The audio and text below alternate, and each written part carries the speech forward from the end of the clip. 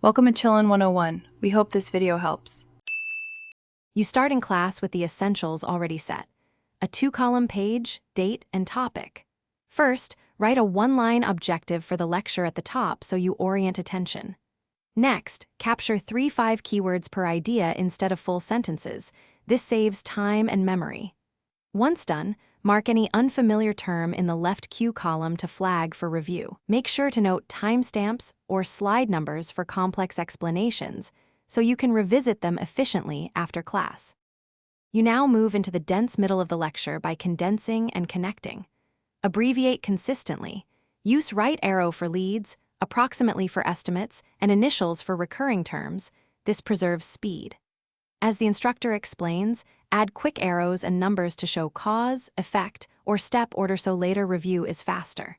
Once done with a concept, jot a 1-line example or tiny sketch to lock understanding. Make sure to highlight definitions and exceptions so you can spot critical distinctions. You finish by dedicating a short review window immediately after class. 3 to 5 minutes is enough to tidy and expand raw notes. Convert the left Q entries into 3 short self-test questions so you can quiz yourself later. This improves retention.